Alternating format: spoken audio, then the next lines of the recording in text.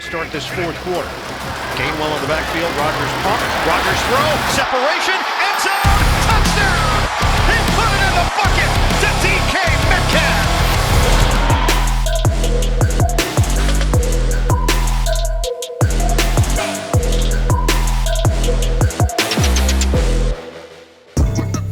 Welcome back to 5-Star Matchup. If you like what we do, make sure you subscribe now and join up over at patreon.com/5SMU for exclusive Discord access. Well, I hope everyone had a peaceful and relaxing bye week, and while I typically hate the early bye, it seems post-Ireland might have been the perfect time for our beloved Pittsburgh Steelers to take a week off and get themselves healthy as we head into the meat of the season. And speaking of the meat, we find ourselves back in Pittsburgh today with a Primanti sandwich of an AFC North battle against the hated and terrible Cleveland Brownies. God, I hate the Browns. Have you gotten that from me over the last 7 years? Enter Aaron freaking Rodgers, the Steelers' 21-year man, and he's getting them going with a dump and run to completely uncovered wild elephant Darnell Washington, who stampedes for a ton right off the bat. Not sure how you miss a 300-pound receiver running down the field, but then again, these are the Browns we're talking about. A couple plays later, facing a 3rd and medium, Aaron's in his bag with a pump fake and toss to noted great name haver Jonnu Smith to extend the drive, but airs it out over his head on the following 3rd, and instead it's up to that brass-balled, ice-blooded kicker with the heart of gold, who as usual is... And the Steelers are on the board first, 3-0. How many times have we scored on our first series this year? Over the Browns' terrible offense led by first-year man Dillon Gabriel, who apparently played like 100 games in college or something, and quite frankly, maybe he should have stayed there. Steelers' run D continues to improve since big number 99 got back, but an offsides penalty on Teej gives Gabriel a second chance to convert, and he does. But wait, there's more! Because the Browns is the Browns, Judy gets up from his completion to pick a pointless fight with Peasy Jr., whose dad was in fact shot in Denver, and the 15 yards puts the Rook way too far behind the sticks. Would you peep this sweet open field tackle by the gloveless one? Anybody still miss Minka? Thought so. In the words of Keke Palmer, I'm sorry to say I don't know this man. Apparent practice squad return man extraordinaire Keyshawn Williams takes this one and rockets up the gut, almost housing it, but as is always the case when Ron Torbert is around, there's a lame-ass piggy-tack penalty on Jabril Peppers for slightly nudging a guy he was in front of, and it all comes back. Well, who's worried about that when we've got the Federal Expressionist dialing up the heaviest offense this side of the Allegheny, and well, alright. Warren goes nowhere on first, but 3rd down is winning time, and it's AA RON with the certified dime. The old man lays this one in ever so softly in the basket of DeKalen Zacharias' bike, and suddenly the Steelers find themselves on the move again. A couple plays later, Aaron does his best Mahomes impression, but Gainwell does anything but Gainwell, and it's back to the Browns' sputtering toilet bowl of an offense. Gabriel, still not shell-shocked, give him 2 more quarters, drops and patiently fires for a first to get the Brownies on the move, but misses woefully high on second, gets bailed out by another super annoying penalty, but here he goes down like a sack of brown and orange bricks. Steelers were getting exotic with their pressure looks all day today facing the young QB, and this time it's Jalen Ramsey firing in for the crushing sack. I don't know if y'all play chess out there, but Ramsey is rapidly becoming the queen on this side of the ball for Mike T. Gabriel grabs a little loose change on 3rd, but it's back over to Aaron and the boys as time winds in the 1st. Steelers hand it to rookie running back and special teams terrorist Caleb Johnson, who fires through the line for maybe the best run of his career so far, and we move already into the 2nd quarter. Bring out the solar panels. It's the new 2025 all-electric solar-powered meatball Jalen Warren, who rumbles and stumbles but never ever falls over. He rolls over half the Browns' D on a couple, followed by the soulful stylings of Kenny G, and the Steelers are moving and shaking again. Do I kinda love this offense?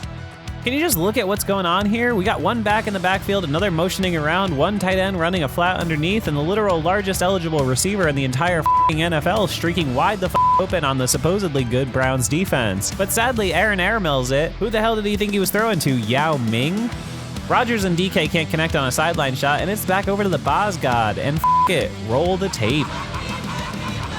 Steelers on top early 6-0, but it feels like a whole lot more, doesn't it? Back to the Browns, and boy oh boy are they circling the drain. You almost feel bad for Gabriel. Almost. Birthday boy Tej and rookie Derek Harmon meet at the QB for a picnic lunch, and it's right back to Aaron and the boys with a chance to dig the grave even deeper. Little more Arthur Smith dipsy-do action with the run game extension of Jonnu Smith, who's such an underrated athlete, and he gets the ball and clock moving. Facing a 3rd and 3 now, Rodgers scrambles, and is this prime Roethlisberger? He quickly realizes he can't escape at his advanced age, and peep the do-it-all meatball Jay Warren sneaking out to catch this little desperation flip by A-Rod for a huge first down. Professional quarterback type shit.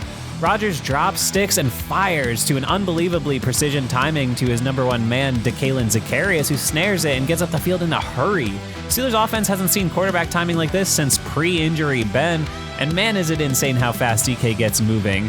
Are these offseason moves looking good or what? Couple plays later, it's another easy one to the wild elephant and apparent tight end 1, Mount Washington. 3rd and 9 though, Rodgers has to chew with his mouth closed, and again it's over to everyone's favorite serial killer who blasts another through the goalposts, and why not? Steelers on top 9-0 with time ticking in the first half. Just a matter of the 3 minutes left on the clock though, and while the prospect of orange slices and pretzel rods has got me salivating, so too is the Browns rookie quarterback, whom you just know Terrell Austin is going to let dink and dunk his way to some points before half, don't you? They get going with a toss over the middle of Jerry I Should Have Been a Judy, but on the ensuing first, Gabriel again gets the Panini press treatment from the beastly Rook Harmon and Alex Highsmith, and I hate to say it, but is the Steelers front 7 rounding into form? Gabriel scrambles and finds no one, but he gets bailed out by another whatever penalty, this time on Cam. And I just have to say, Ron Torbert is absolutely 100% my least favorite ref in the NFL. Flag machine. Because of course they do, the Browns find some space on the super conservative D, running for a bunch, throwing for a few. This one gets called back. And I just had to put this one in the show because we've missed PZ Jr. this young season. Would you look at this literally picture-perfect PBU? Where are we at with Joey Jr., by the way? Let me know your thoughts in the comments. Big extension coming or no?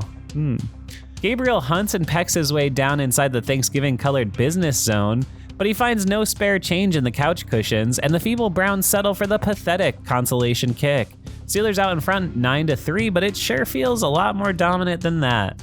We head in for orange slices and pretzel rods as I jot down 6 more jokes about how much I hate the fucking Browns. Hey, you know, we don't get paid for this show on YouTube, right? It's a lot of work. If you like what we do, I think you can help us out by contributing just $4 a month. That's like $1 an episode. Pause this vid and head over to patreon.com/5SMU to do it now. Now roll the game.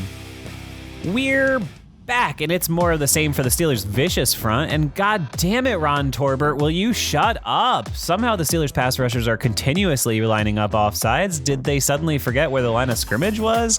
The Browns are spared another potential turnover, and instead rewarded with 5 stupid yards. Because football karma is a bitch, Gabriel tries his best to throw a pick on the very next play, but it bounces just out of the reach of the diving PQ. That's okay because on third, it's just straight up volleyball for the GOAT eater of worlds, Trentavious Jordanian Watt. Smashes this one back into the kid's face, and it's back over to all the arts men. And just when you thought they were cooking, Steelers get started with a run for nothing, more Ron Torbert, followed by a few consolation yards and a Waitman punt. But wait, there's more. Never one to shy away from the camera, everybody's favorite ref actually rightfully calls one on the Brownies for running into the kicker. The Steelers offense is given second life. Yeah, whatever, let's run a sweet play to the tight end. Fuck it. 10 yards. I don't know what kind of drugs Art Smith takes, but I want some. Do we really need more than one receiver? It's another dash for the meatball that goes for a bunch, setting up an utterly gorgeous play action that can't quite get there. Aaron's either a little late spotting his man or just doesn't get enough on it, and he misses a wide open DK TD, but that's okay because on the very next play, it's once bitten, twice shy. Rodgers rolls and finds himself with a beautiful little choose-your-own-adventure, opting to hit his best pal DeKalen, who scoops it and scampers for a huge gainer down into the business zone. Just a thing of beauty here, especially by the OC, who was perhaps the most in his bag he has been as a member of the Steelers staff. More running and more gaining here for everyone's favorite bowling ball, who picks and chooses his way through the Browns' paltry defense. Can I just say I've heard enough of hearing, oh, the Browns' defense is actually pretty good. Stop it, Devin Bush is out there. And that sets up our 5-star play of the game. 10th play of the drive. Rodgers, sprint out, on the move, directing traffic, throws! Touchdown! finally, the Steelers strike pay dirt on an absolute beauty. And yes, I know it's just the Browns and their ass, but Aaron Rodgers looks like Aaron freaking Rodgers. Rejoice, Steelers Nation, for we finally got an answer at the most important position for a year, at least. Steelers opening it up now, 16-3. Back over to the Browns' pathetic offense, which, as you may or may not remember, was once led by current MVP candidate Baker Mayfield, and they get moving with a couple easy completions to Njoku and Judy along the sidelines. But on the ensuing first, it's Area 51 with an almost interception. Steelers D was absolutely swarming all day, and Gabriel set him up repeatedly with chances to crush him, but sadly, just as with the process of aging, the balls just keep falling to the ground. Gabriel snags another chunk, but his third down pass falls incomplete, and they settle again for a Meek and Weasley field goal that does nothing but change the numbers on the board slightly. Steelers still firmly in control. Kenny Chi came here to rush for chunks and listen to smooth, soulful jazz, and unfortunately for the Browns, he's all out of smooth, soulful jazz. Apparently the Browns forgot Roman Wilson almost as much as the Steelers have, and he finds himself completely alone in the wilderness for his, I think, second catch ever, and another first near midfield. Another tote for the Polynesian pinball snags an almost first, but he gets stuffed on second.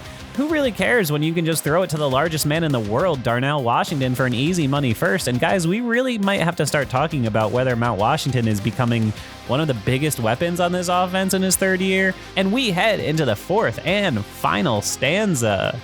Well, it just doesn't get any easier than this, folks. Aaron and DK hit the freshly traded corner with the okey doke, and it's another professional quarterback drop in the bucket for one of the most friction-free TDs you'll ever see.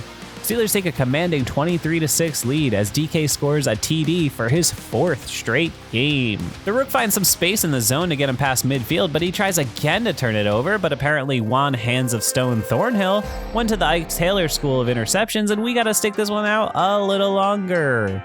Gabriel finds himself under duress by the GOAT on third and finds a man for a desperation conversion on fourth, and just out of spite, the Browns keep me working on this one a little longer. Now this is what you want your middle linebacker doing. Green Dot Ace PQ fires through the screen for an earth-shattering tackle, and man is he coming into his own these last couple weeks. I wasn't too sure about him last year, but he's really coming into his own in year 2 in the Burr. Gabriel misfires under duress on first and second. You almost feel bad for him. Almost. I would have liked to have seen how terrible Shador would have looked in this game. We didn't talk about this, but the whole silent press conference thing, what an insufferable dweeb. Anyways, ouch. Absolute car crash out of the 90s here draws the Torbert flag and keeps the Brownies' desperate hopes alive just a little longer. Cleveland runs something like 32 plays inside the 5 until Area 51 fires through for the bone-crunching sack to put this drive finally on life support. And on third, it's another almost pick. Seriously, the Steelers could have had like 3 or 4 interceptions in this game easily.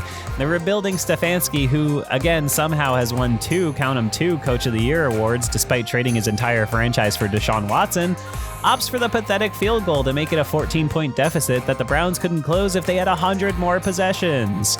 We're gonna go fast and hard from here on out because it's curtains for the boys in orange. A couple more sacks and a bunch of time wasting for the Steelers brings us to our ultimate conclusion, which is the best play in the world. Mason Rudolph trotting out for a trio of kneel downs. And say it with me, your Pittsburgh Steelers are 4-1.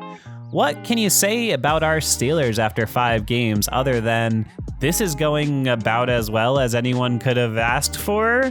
They're tied for the best record in the league, just absolutely demolished their first division opponent, even if it was just the lowly Browns, and they're staring down the barrel of an AFC North that features 2 1-5 teams and a 2-4 Bengals without their most important player for the foreseeable future. Watching a game like this, it's hard not to be just completely enamored with just about every single move the team made this offseason. Aaron Rodgers looks like a slightly slower but still deadly accurate version of himself that's converting third downs and tossing touchdowns at a rate we haven't seen in the Steel City for years. DK Metcalf is snagging those scores and completely opening up big plays with his unbelievable run after the catch ability week after week.